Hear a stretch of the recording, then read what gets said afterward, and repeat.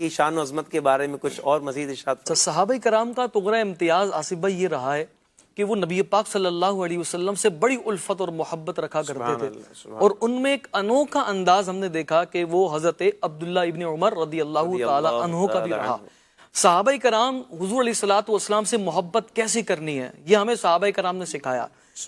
नबी पाक सल्लल्लाहु अलैहि वसल्लम की मोहब्बत सहाबा कराम की सिर्फ ज़बानों तक नहीं रही, बल्कि हुजूर की मोहब्बत की तासीर सहाबा कराम के आज़ा में आई। उनके मिजाज बदले, उनकी सोचें बदली, उनका जिंदगी गुजारने का अंदाज बदला, और ये सारा का सारा नबी पाक सल्लल्लाहु अलैहि वसल्लम की आसिफ भाई मोहब्बत की तासीर थी। तो हम देखते हैं एक अनोखा अंदाज हजरत अब्दुल्ला इब्न उमर रदियल्लाहु अन्हु का रहा कि आप रदियल्लाहु ताला अन्हु क्या करते कि अक्सर आमतौर पर कभी किसी जगह से गुजरते तो रुक जाया करते थे जी जी। या फिर क्या होता, किसी दरख्त के पास से गुजर रहे हैं, झुकने की हाजत नहीं है मगर झुक करके गुजर रहे हैं। अल्लाह। बाज़ औक़ात ये होता कि अपनी सवारी से उतर जाते, फिर सवारी से उतर कर वापस बैठ रहे हैं। इसी तरीके से कभी जा रहे हैं, किसी दरख्त को पानी दे रहे हैं, तो सहाबा कराम पूछा करते थे इन अमल की वजह कि आइए आप क्यों किया, आपने पानी क्यों दिया? तो आप फरमाते फ़कत यही, आप फरमाते कि नबी पाक सल्लल्लाहु अलैहि वसल्लम को मैंने देखा कि हुज़ूर अलैहिस्सलातु वस्सलाम इसको पानी दिया करते थे, तो मेरी चाहत ये कि मैं भी वैसे ही पानी देता रहूं।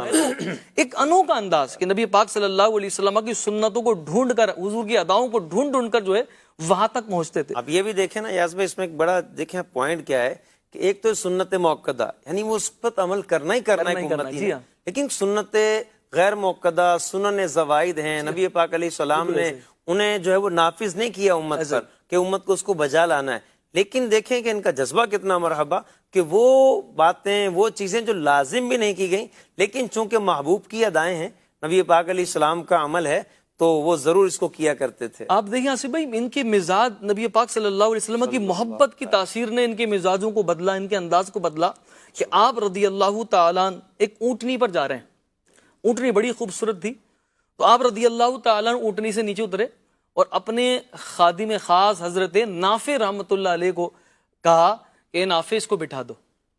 तो हजरत नाफे रहमतुल्लाह अलैह ने उसको बिठा दिया। जैसे ही बिठाया तो कहा इसका कजावा भी उतार दो। तो हजरत नाफे कहते मैं समझ गया, इनका इरादा मैंने भांप लिया कि हजरत अब्दुल्ला इब्न उमर रदियल्लाहु ताला अन्हु क्या करना चाह रहे हैं। तो जैसे ही आपने कहा कजावा हटाओ, हजरत नाफे रदियल्लाहु ताला रहमतुल्लाह अलैह जो हैं, आपने फरमाया, आप कहने लगे कि हुजूर मेरी चाहत ये है कि आप इसको बेचकर कोई अच्छी ले लें। सही। आप इरादे को जान गए थे कि आप चाह क्या रहे हैं।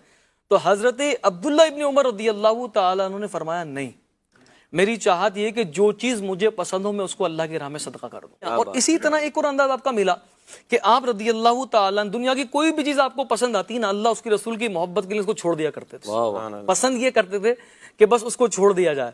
आपको अपना वो गुलाम बड़ा प्यारा होता था, बड़ा महबूब होता था कि जो बन सवर कर आता और नमाज पढ़ता, इबादत करता, तो आपको बड़ा पसंद होता वो, और आप इस बुनियाद पर उसको आजाद कर छोड़ दिया। आपसे किसी ने कहा भी ना कि ये आपके साथ जो है ना ये इस तरह का मामला कर रहे हैं और आपके सामने बन सवर के आते हैं, तो आप जो है ना वो ख्याल करें आपको ये अल्लाह के लिए धोखा दे रहे हैं। तो आपने क्या फरमाया, अब लोग हमें अल्लाह के लिए धोखा देते रहेंगे, हम अल्लाह के लिए धोखा खाते रहेंगे। तो अल्लाह रब्बुल इज्जत की मोहब्बत के लिए कितने खूबसूरत अल्फाज आपके कि आपको उन्होंने बताया भी कि हुजूर ये तो आपको धोखा दे रहे हैं, ये तो आपके साथ जानबूझ करके ऐसा कर रहे हैं। तो आप रदियल्लाहु ताला ने फरमाया कि ये अल्लाह के लिए धोखा दे रहे हैं, तो हम अल्लाह के लिए धोखा खाते रहेंगे। नबी पाक सल्लल्लाहु अलैहि वसल्लम के विसाल के बाद हज़रत अब्दुल्ला इब्न उमर रदियल्लाहु ताला अन्हु ने अपना कोई घर नहीं बनाया, बल्कि जो घर था भी ना, तो आप उससे बाहर रहते थे, और कभी उसके पास से गुजरते भी थे ना, आंखें बंद कर लेते, आंखें बंद कर लिया करते। ये दुनिया से बेरग़बती की